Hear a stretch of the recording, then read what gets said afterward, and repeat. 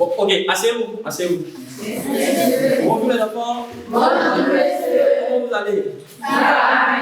Ok. Où est le chef de classe? Ah, ok. Apporte-moi de la craie et puis du grain d'ail, s'il te plaît. Voilà, merci. Tu peux t'asseoir.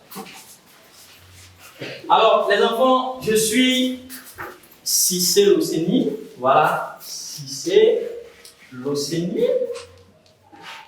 Voilà. Et je suis votre professeur en entrepreneuriat. Voilà, ailleurs là, on m'appelle le grand gouverneur de son état.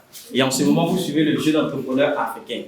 En fait, ici, je parle d'entrepreneuriat. C'est-à-dire tous les business qu'un jeune peut faire avec ses 10 doigts pour avoir de l'argent. En français, on dit AGR, activité génératrice de revenus.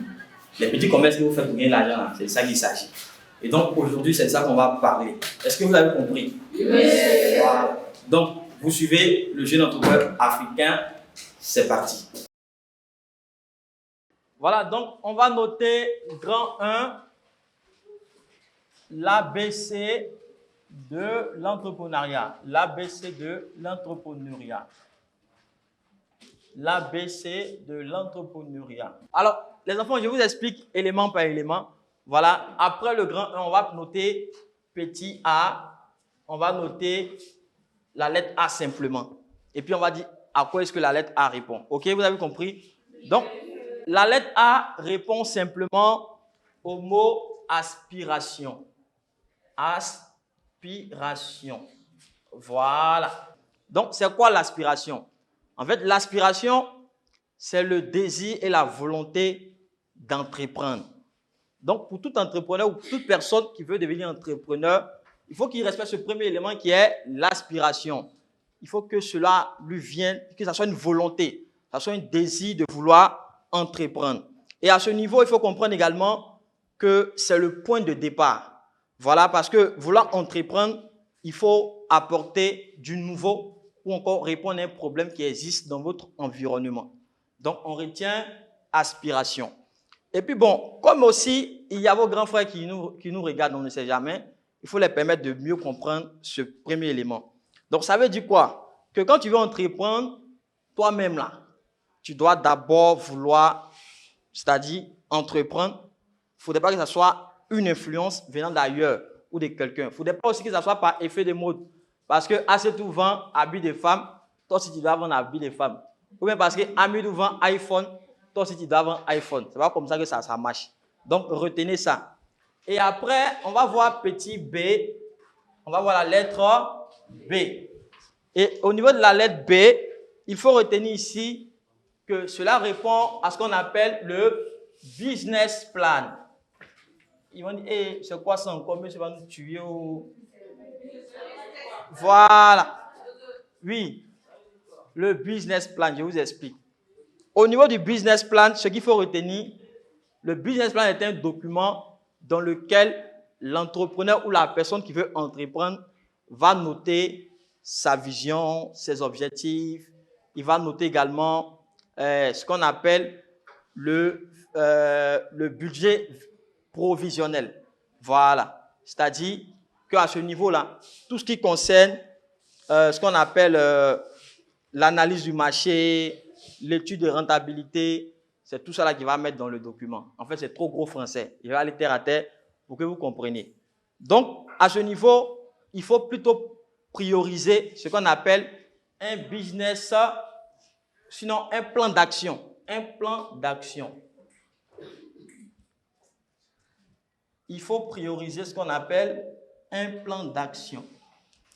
Donc, pour vous qui voulez démarrer en entrepreneuriat, mettez plus l'accent sur le plan d'action au lieu du business plan. Et au niveau du plan d'action, c'est très simple. À ce niveau-là, il faut tout simplement écrire ce que vous souhaitez faire. Vous voulez commencer par quoi d'abord pour après aller par quoi, ainsi de suite, jusqu'à atteindre votre objectif. Donc, au niveau du plan d'action, à ce niveau, il faut tout simplement dire, par exemple, en fin 2023, on rentre bientôt en 2024.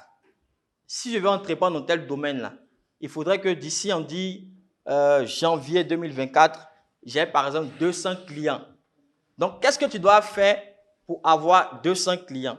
C'est ce qu'il faut mettre dans le plan d'action.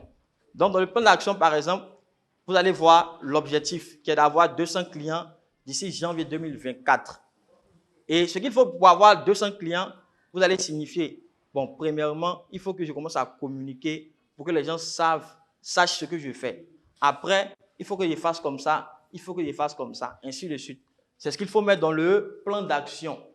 On va aller avec la dernière lettre, on va mettre petit c, grand C. On va aller avec le petit c, grand C, on va noter et on mettra créativité. Créativité. Voilà. Ça, c'est une partie qui est très importante quand tu veux entreprendre. Parce que quand on définit l'entrepreneuriat, il y a la notion de l'innovation. Voici pourquoi on parle ici de créativité. Donc, toute personne qui souhaiterait entreprendre doit apporter à son idée ce qu'on appelle de la créativité. Voilà. Donc, à ce niveau, il faudrait que si, par exemple, quelqu'un vend toffee et que toi aussi tu veux vendre toffee, à ta vente de toffee là, il faut apporter du nouveau. Par exemple, les gens qui vendent toffee là, c'est généralement les toffees au lait simplement. Parce que le toffee se fait avec le lait, n'est-ce pas? Toi, à ton tour, tu peux vendre toffee au gingembre. Toffee, ça existe. Tu peux vendre toffee avec différentes saveurs. Et toi, à ce niveau, on dira que tu as apporté de l'innovation à la vente de toffee. Il y a plein d'autres choses. Donc, si vous voulez faire un business, apportez à ce business qu'on appelle de la créativité. Et d'ailleurs, c'est le point important qui va vous démarquer de vos concurrents. Donc, si quelqu'un vend la même chose que toi, là, que tu viens faire la même chose, ATA, bon, c'est entrepreneuriat, hein, mais ce n'est pas trop intéressant parce que vous faites la même chose. Tu n'as rien fait de nouveau. Donc, toi, à ton tour, il faut apporter ce qu'on appelle de la... Voilà. Donc, on retient ça. Et puis, on va après faire la conclusion pour terminer ce cours. Et sûrement que vous aurez un exercice à faire. Voilà, conclusion.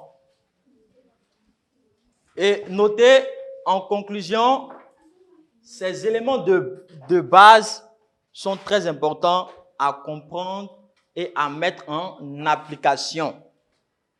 Car comme on le dit, en entrepreneuriat, il faut créer d'abord l'entrepreneur avant l'entreprise. Ce qui veut dire que si vous ne maîtrisez pas ces 3 éléments de l'alphabet entrepreneurial, vous aurez du mal à faire un bon parcours entrepreneurial. Est-ce que vous avez compris ça? Oui, monsieur. Voilà. Et donc, si vous avez compris, ainsi va prendre fin notre premier cours en entrepreneuriat. Et puis, retenez que la semaine prochaine, nous avons une interrogation.